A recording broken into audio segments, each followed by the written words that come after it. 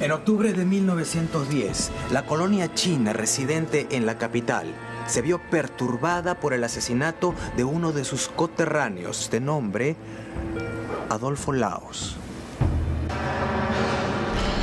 Luego de que el asesino acabó con la vida de él en su propia habitación, se llevó consigo todas las joyas y el dinero que encontró en el lugar, pero dejando a cambio una huella inequívoca, sangrienta, delatora. Y es que el desalmado criminal había perdido en la lucha una macabra pista con la que la policía inició rápidamente una inusual pesquisa para dar con el homicida. Esto nos llevará al asesino. Soy Marcelo Rivera y esto es Historias detrás de la muerte.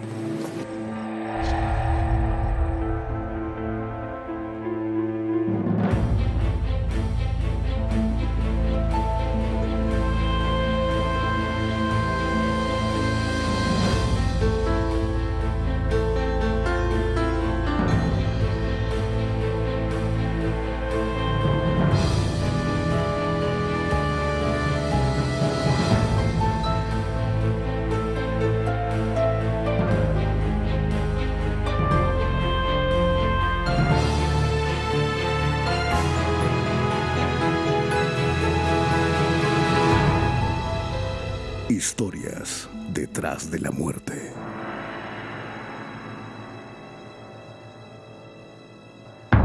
El dedo acusador. El asiático Adolfo Laos llegó al Perú a la edad de 13 años, de la mano de sus padres, quienes lo inscribieron con el nombre de Adolfo Laos, pero su verdadera identidad, según las escrituras chinas, era Lao Po.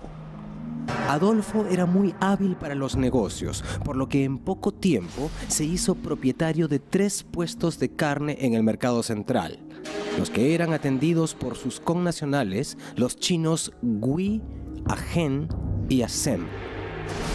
Pero ¿quién era en realidad Adolfo Laos o Lao Po? ¿Y por qué alguien lo mataría con tanto ensañamiento? Laos había logrado una regular fortuna como comerciante y vivía plácidamente en un cómodo departamento de la calle Billinghurst, hoy 7ª cuadra del jirón Andahuaylas.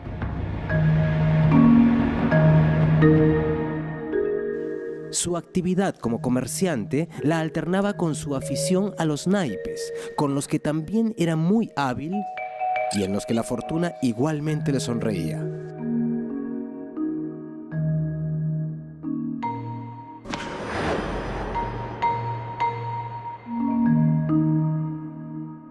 Sin sospecharlo, aquella noche Laos jugaría su última partida.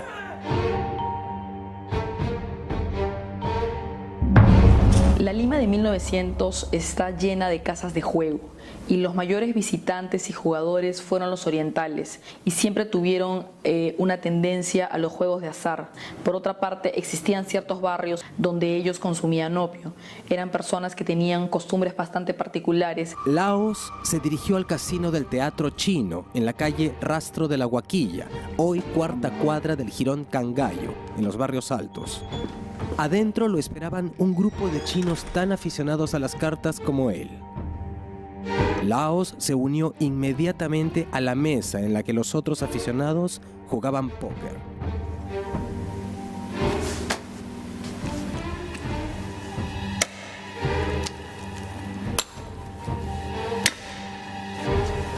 Ho Chi.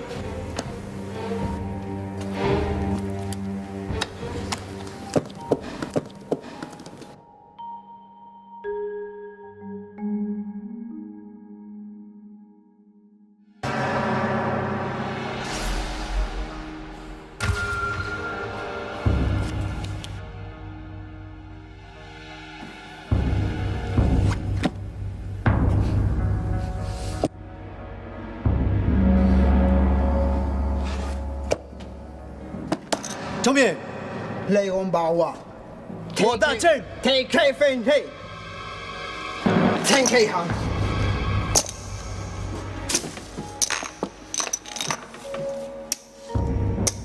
Ho Chi.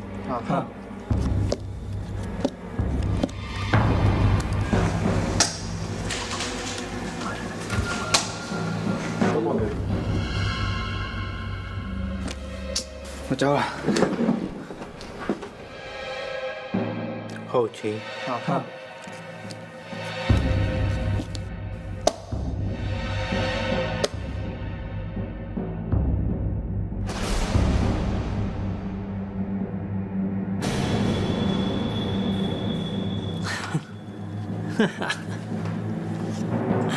Project 我推崇 Make it joke 痛发霜 Luego de ese prometedor inicio, Laos continuó toda la noche apostando en la casa de juego.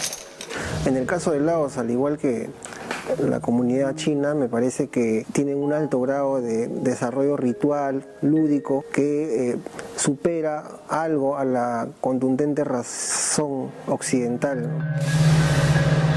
Alrededor de las 4 de la mañana, decidió que era hora de retirarse. Había ganado alrededor de 300 libras. 덕질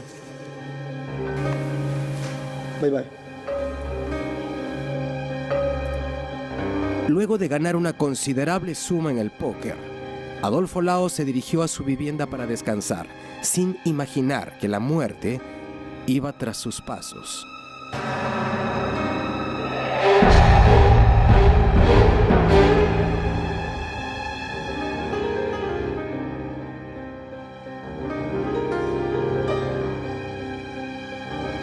¿Alguno de ellos sería el asesino de Adolfo Laos?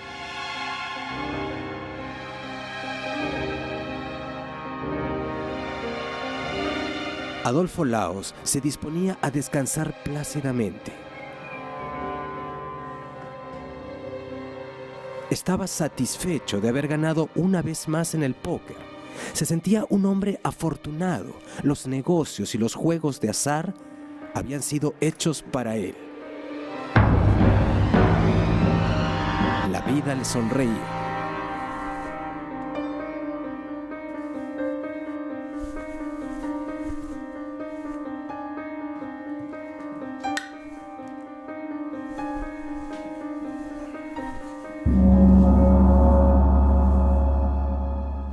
Laos se había quedado profundamente dormido.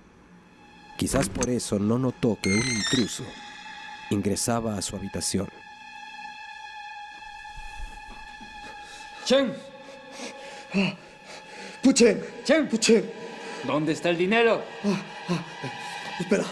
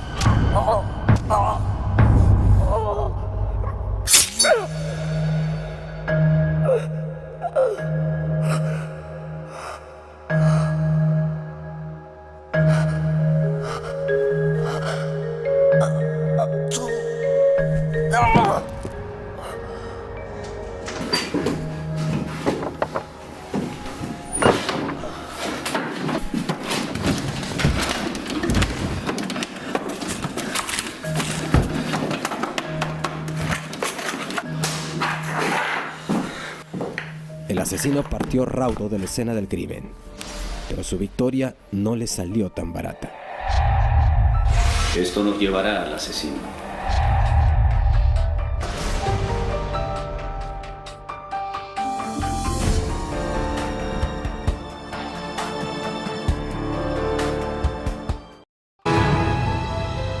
Historias detrás de la muerte. Adolfo Laos, o Lao Po, había sido cruelmente asesinado luego de una noche de juego.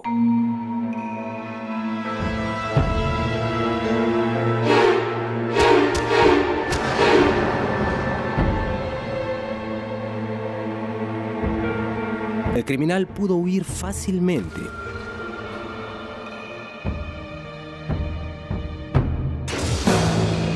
Pero dejó en el lugar del crimen algo muy personal, una seña por la que podría ser fácilmente capturado. Laos tenía por costumbre abrir sus puestos del mercado central a las 6:30 de la mañana. Al ver que no llegaba, uno de sus empleados decidió ir a buscarlo.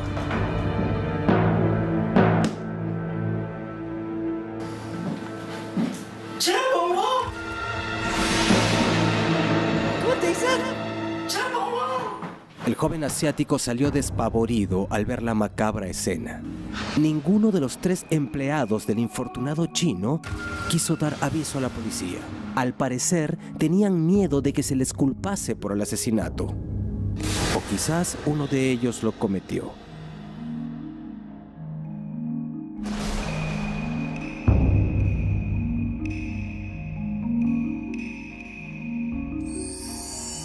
Fue un vecino de la víctima quien dio parte a la comisaría. Inmediatamente se encargó de la investigación el inspector Bedoya, agente secreto que en más de una ocasión había dado pruebas de ser uno de los mejores detectives en la capital, pues había logrado desentrañar muchos misteriosos crímenes. Hacia el año 1910 en adelante era bastante conocido en el país que existía un racismo y una discriminación muy fuerte entre orientales. Entonces, cuando ocurría un hecho violento, se temía la venganza, porque la mayoría de ellos bebía o estaba bajo la influencia de algún alucinógeno como el opio. La policía no tardó en llegar al lugar.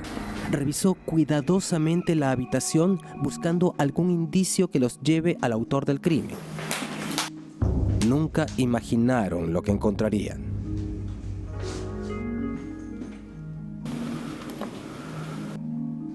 Inspector, mire lo que encontré.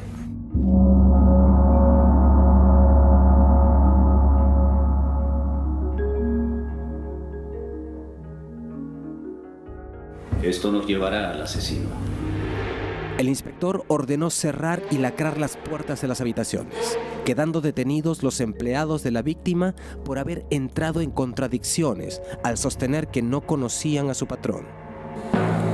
Nosotros no haber hecho nada.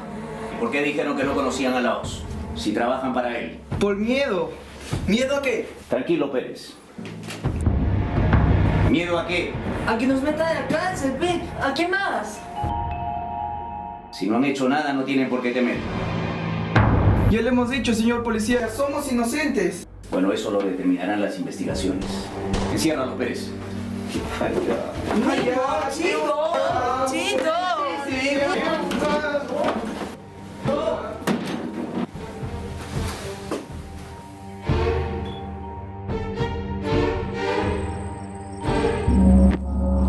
La noticia corrió entre la colonia china que quedó conmocionada por el asesinato. Esa misma noche, la dirigencia de la sociedad china Ku Kon Chao, de la calle de San Cristóbal, hoy primera cuadra de la calle Apurímac, a la que pertenecía Adolfo Laos, convocó a una asamblea general de sus asociados para discutir la manera de descubrir al criminal.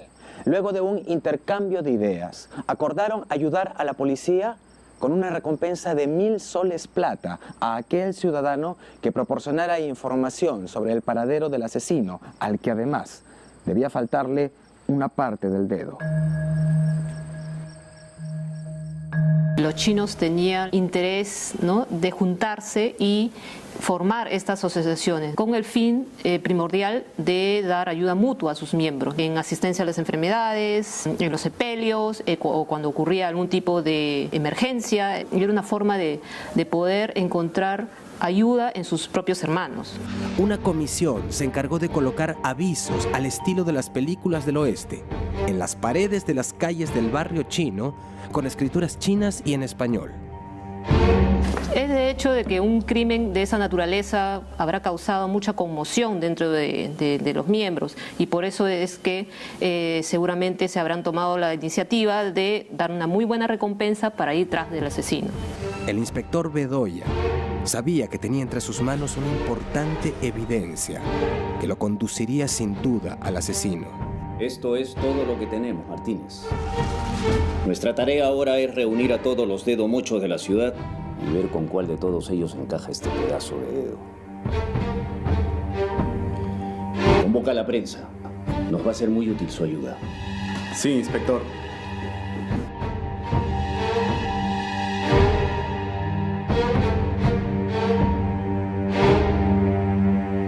Los periodistas hacían parte, ellos investigaban por su cuenta y colaboraban muchísimo con la policía. Un crimen tenía una cobertura de 6 semanas, 7 semanas, ocupaba grandes titulares y grandes páginas. Por lo tanto, los periodistas eran pieza fundamental porque a ellos les llegaban testimonios o información que muchas veces la policía no tenía a mano tan pronto. Suplicamos al público que ayuden a la justicia en sus investigaciones. Y reparen en aquellas personas que tengan una falange menos del dedo meñique. Les pedimos especialmente se fijen en aquellas personas de actitud sospechosa. Pero no aparecía ningún sospechoso al que le falte una parte del dedo meñique. El inspector Bedoya se encontraba desmoralizado. El tiempo pasaba y el caso se complicaba cada día más. ¿Era el asesino otro chino? ¿Sería mestizo, blanco o mulato? La policía en esa época era muy astuta y se basaba en lo que se conoce como el dato. La persona que comete el homicidio realmente resulta delatada por uno de sus compatriotas orientales, ¿no? De esta forma, este famoso policía de apellido Bedoya sale adelante, sale airoso y logra dar con el asesino. En los días siguientes, la policía capturó una decena de sospechosos. A ver las manos. Déjelos libres, Pérez. Pero no obtuvo resultados concretos. A ninguno les falta un pedazo de dedo.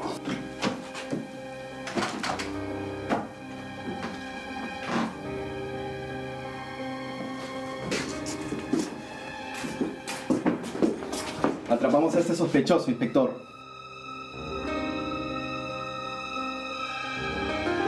Le falta un pedazo de dedo. Rápido, Martínez. El frasco.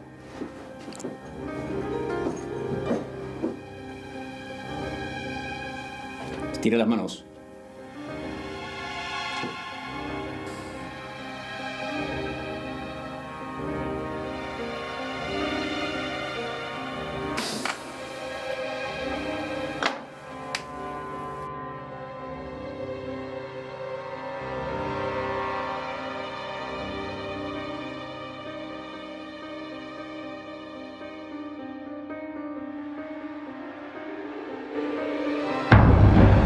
Bedoya estaba cada día más desmoralizado, hasta que una misteriosa carta Dejaron esto para usted.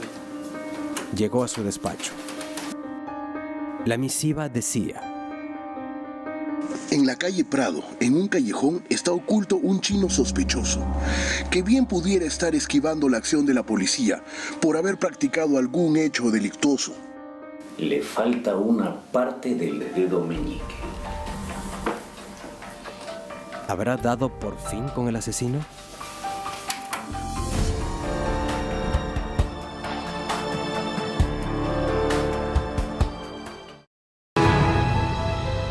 Historias detrás de la muerte.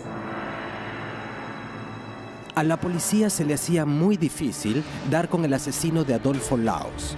El caso parecía entramparse cada vez más.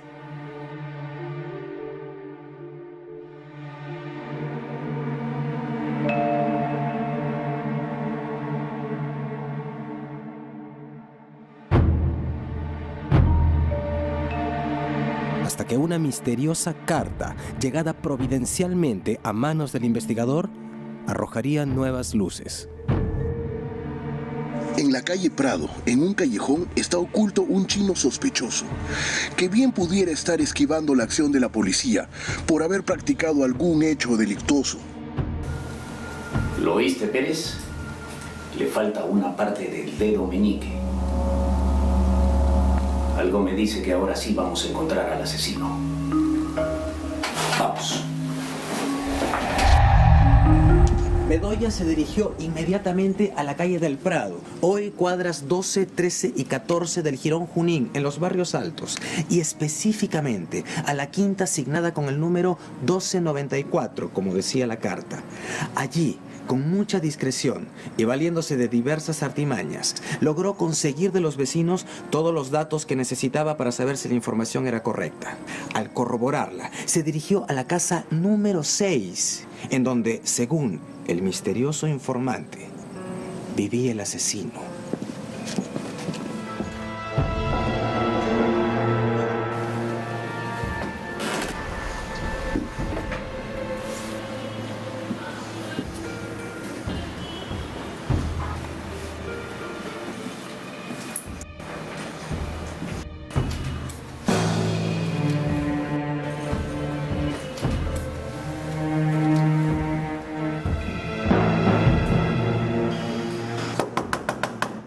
¡Abran la puerta!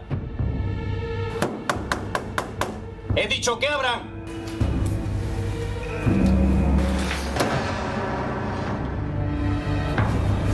Parece que no hay nadie.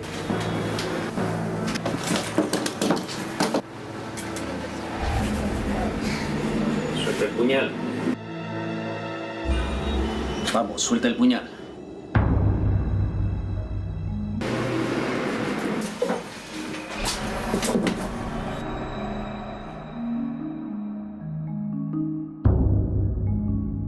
Suelte el puñal o te mato. Las manos. Este es el desgraciado que mató a Laos.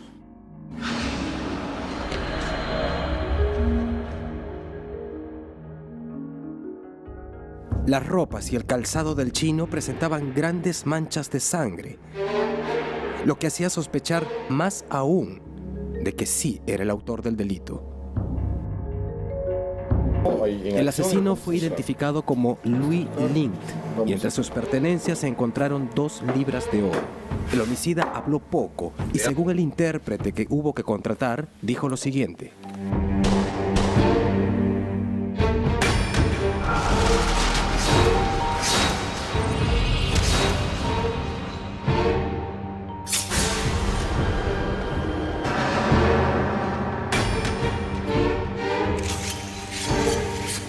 Estira las manos.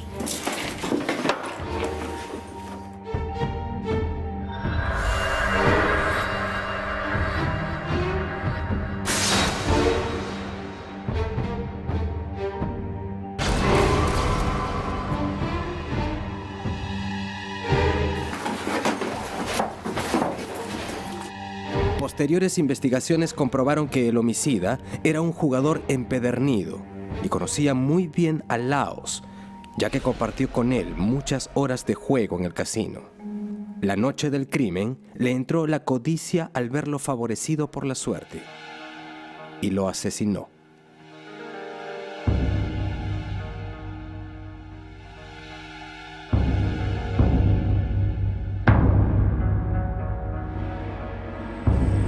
La captura se realizó en un periodo relativamente corto. En un breve juicio, Louis Lint fue sentenciado a 15 años de prisión. En las audiencias, el asesino se mostraba asombrosamente tranquilo y hasta llegaba al punto de sonreír. Los dirigentes de la sociedad china Ku Kon Chao no llegaron a concretar el pago de la recompensa porque nunca se supo quién fue el autor de la carta anónima que reveló el escondite del asesino. Las exequias del infortunado Adolfo Laos o Lao Po fueron muy concurridas y se hicieron con todos los rituales asiáticos.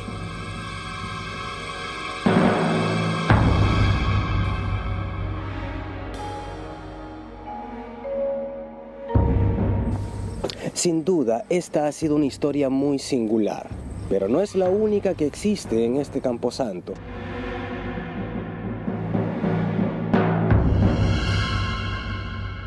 Y es que, así como existen asesinos difíciles de atrapar, también hay muertos que vuelven del más allá para quedarse un tiempo más con sus seres queridos. Muertos que inexplicablemente resucitan.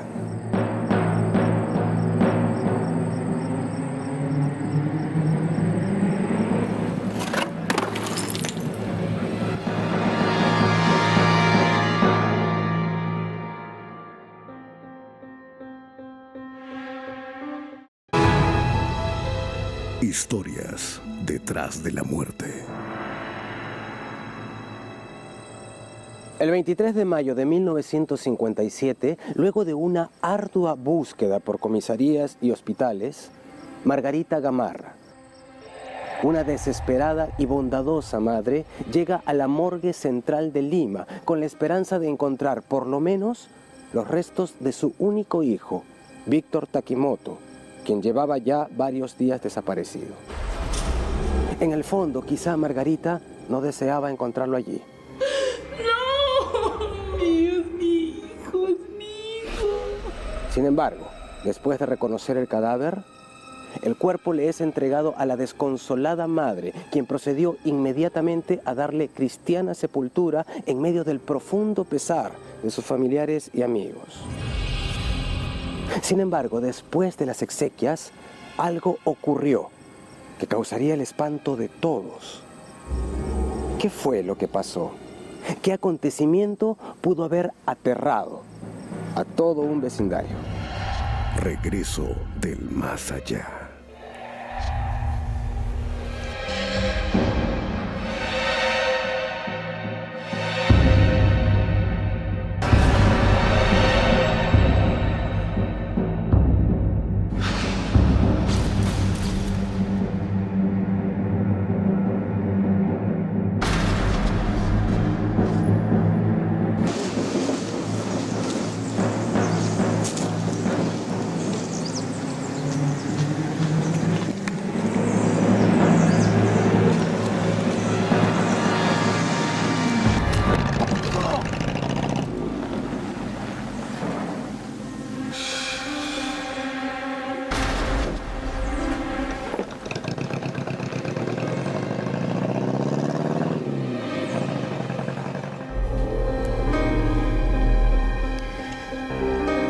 Rosita, haz que mi hijo aparezca sano y salvo, por favor, te lo suplico.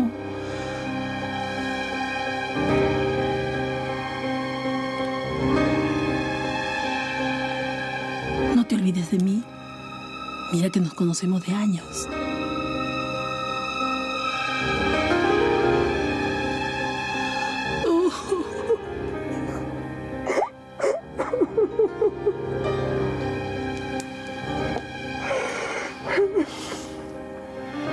Cálmate, mujer. Él va a volver. Vas a ver. Vas a ver, amor. Dios te escucha, Antonio. Dios te escucha.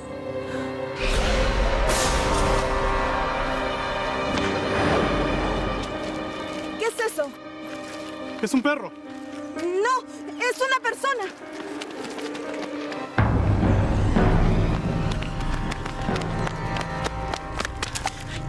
¡Ay, Dios! Pobre joven, se está desangrando. Hay que ir al hospital. No, ya no. Él está muerto. Hay que llamar a la policía. Margarita continuaba con la desesperada búsqueda de su hijo. Al día siguiente, y luego de una incansable búsqueda por todos los hospitales y comisarías de Lima, decide jugar su última carta y visitar aquel lugar en el que nadie desea encontrar a un ser querido. Iría a la morgue. En el fondo de su corazón, Margarita no quería hacerlo, pero al mismo tiempo sabía que tenía que encontrar a su hijo, esté donde esté.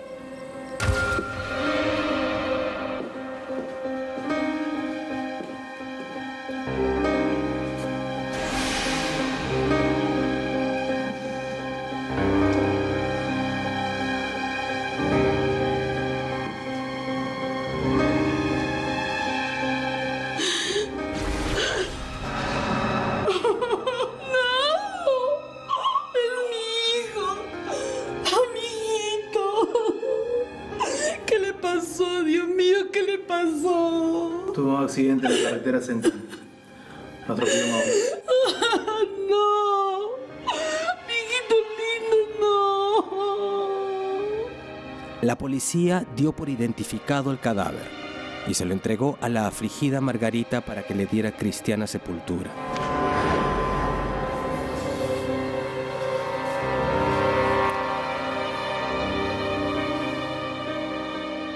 Al velorio concurrieron gran cantidad de familiares y amigos de Víctor Takimoto. Todos se acercaron a la caja mortuoria para despedirse del muchacho, quien se encontraba vestido con el uniforme del Universitario de Deportes, ya que era hincha acérrimo de ese club. Víctor Takimoto fue sepultado en la tarde del viernes 24 de mayo de 1957, en medio del dolor de sus padres y amigos.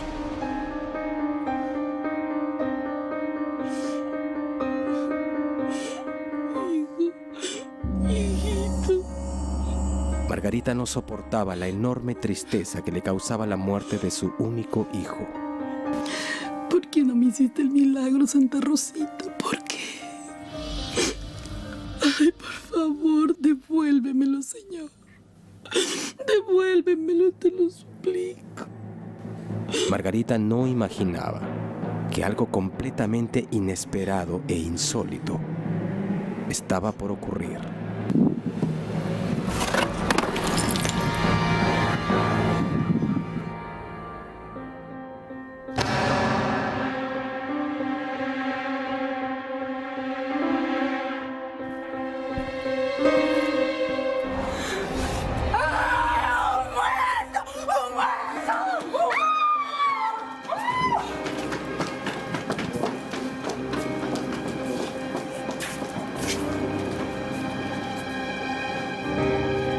Pero ¿qué era lo que causaba tanto estupor y pánico entre los vecinos del barrio?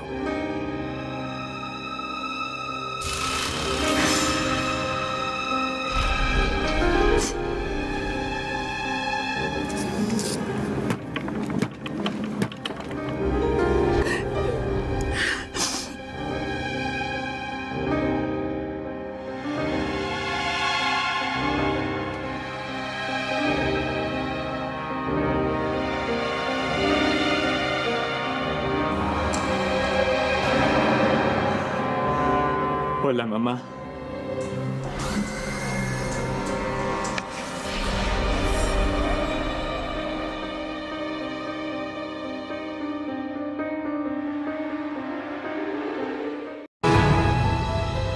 Historias detrás de la muerte.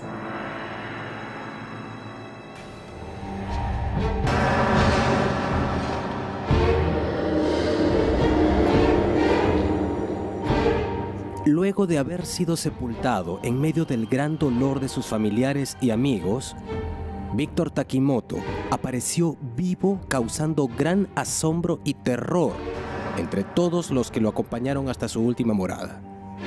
¿Se trataba acaso de un milagro? La catalepsia no es una enfermedad propiamente dicha, sino es un síntoma que se presenta en diversas enfermedades. Su pulso, incluso sus latidos cardíacos pueden disminuir notablemente y la persona es incapaz de moverse o de desplazarse, lo cual puede dar la impresión de que es una persona que ha muerto. Mamá. Mamá.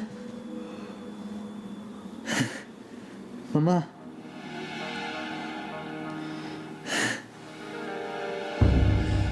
Hijo.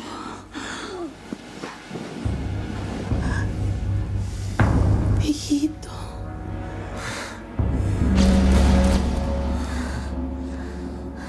Milagro. Milagro. Gracias, Santa Rosita.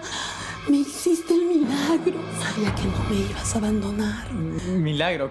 ¿Qué milagro, mamá? Santa Rosita, hijo, te ha resucitado. Es un verdadero milagro. Resucitado. ¿Cómo que resucitado? ¿A qué te refieres? A eso mismo. Tú estabas muerto. Nosotros te enterramos ayer. ¿Qué?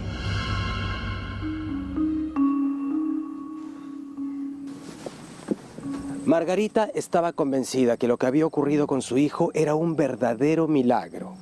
A Víctor le costó mucho trabajo explicarle a su madre lo que realmente había pasado.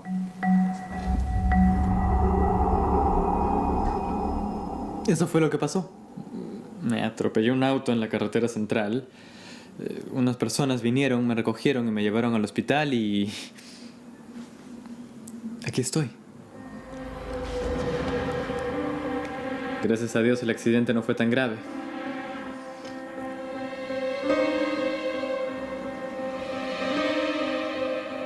crees? No puede ser, hijo. Yo misma vi tu Estabas ahí en la camilla, cubierto con una sábana. Pero aquí estoy. Sí, hijo, por eso doy gracias a Dios por este milagro. Era evidente que Víctor Takimoto estaba vivo. Además, él sostenía que en ningún momento había sido sepultado. Entonces surgía una inevitable pregunta: ¿quién era la persona que estaba enterrada con su nombre? Ay, hijo. Ay, ¿y ahora qué vamos a hacer? Lo primero que tendríamos que hacer es corregir el error cometido. En este caso, hay que devolverle la identidad a Takimoto, anulando el certificado de defunción a través de un procedimiento judicial. ¿Usted se equivocó, señora? ¿Reconoció a otra persona como si fuera su hijo? Debieron ser los nervios que me jugaron una mala pasada, señor policía. Pero le juro que era él. El problema ahora es que su hijo está legalmente muerto. Y para resucitarlo va a estar bien difícil. Ahí sí que va a necesitar un milagro. La policía investigó y comprobó que Víctor Takimoto sufrió un atropello leve, en el que fue auxiliado por un grupo de transeúntes, ya que el conductor se dio a la fuga. Fue trasladado al Hospital 2 de Mayo, donde ingresó el 18 de mayo y permaneció internado hasta el 25 de ese mes, fecha en que fue dado de alta. Su ingreso está registrado en el libro del hospital y está firmado por los médicos que lo atendieron. Pero el procedimiento no era tan sencillo. Víctor Takimoto tendría que pasar por un verdadero vía crucis para poder ser resucitado legalmente. La noticia llegó rápidamente a las redacciones de la prensa. Los diarios narraban crónicas apasionadas y ocuparon grandes titulares en las primeras planas. Algunos de los encabezados decían lo siguiente: Regreso de muerto causa general pavor. Todo fue un equívoco. Joven que fue enterrado retornó a su domicilio. Enorme parecido con un muchacho que pereció en un accidente hizo que sus familiares velaran el cadáver de otro. Su regreso provocó sustos y desmayos hoy. Un caso digno de novela se produjo en la mañana de hoy. Última hora. Y causó pánico aparición de un joven que creían muerto. Creyendo enterrar a su hijo, la madre veló a uno de los cadáveres que había en la morgue. Las autoridades decidieron custodiar a Víctor Takimoto y a su madre hasta su vivienda, a fin de evitar que se generaran algunos disturbios.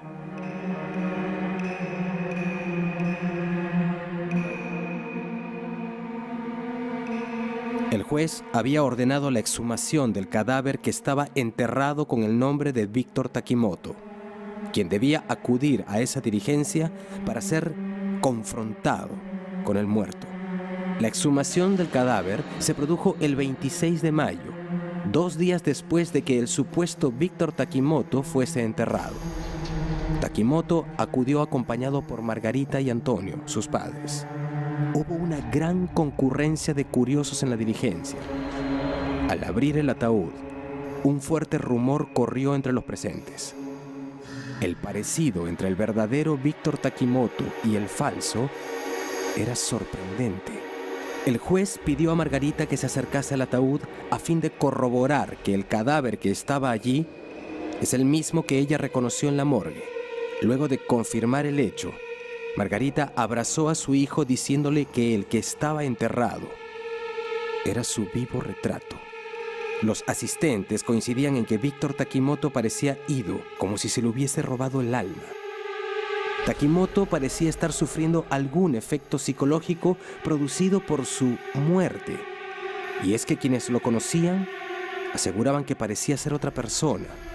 Del muchacho alegre y risueño que era, casi no quedaba nada. Ahora se veía siempre triste y silencioso, como si estuviera muerto en vida. Pero ahora lo único que le importaba a Takimoto era recuperar literalmente su vida. En ese sentido, podríamos decir que no existe un trámite específico por el que se pueda hacer este tipo de, digamos, de corrección o rectificación. Podría hacerse un trámite, eso sí, administrativo, que no esté especificado en una norma, digamos, propiamente dicha. Víctor Takimoto tuvo que luchar mucho para recuperar su verdadera identidad. Finalmente lo logró 3 años después de ocurrido el penoso accidente, pero también después de muerto. Víctor Takimoto falleció de un edema pulmonar. Sus padres recién pudieron inscribir su partida de defunción, la verdadera esta vez, 1 año después, cuando la policía logró acreditar su verdadera identidad. ¿Pero qué había pasado? ¿Por qué Víctor Takimoto había sido declarado muerto y enterrado alguna vez? Todo se había tratado de una fatal coincidencia y un grave error. En su nerviosismo, Margarita había reconocido a otro cadáver, como si fuera el de su hijo.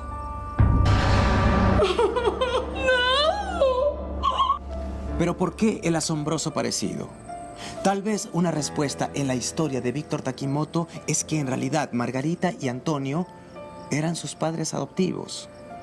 A los 5 años, Víctor había sido abandonado en un circo y es ahí donde Margarita y Antonio lo acogieron y lo adoptaron. Entonces, tal vez Víctor tuvo un hermano gemelo y fue el cadáver de este el que Margarita reconoció.